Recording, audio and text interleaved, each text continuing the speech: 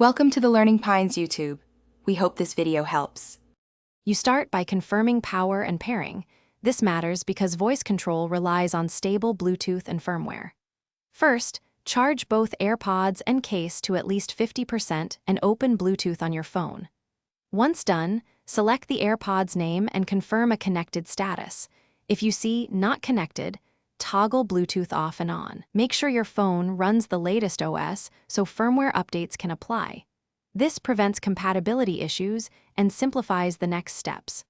Now you verify software settings and mic routing because misassigned microphones or noise filters block voice commands.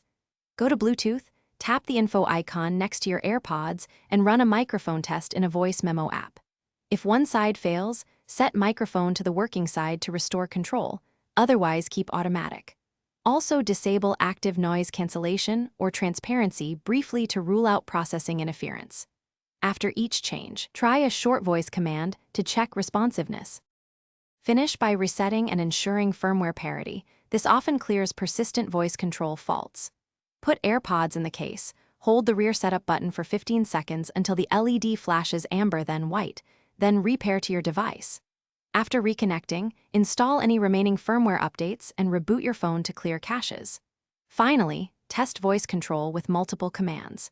If issues remain, clean the microphone ports gently and, as a last resort, contact support with the AirPods serial number for repair options. Thanks for watching. Consider subscribing if we helped you.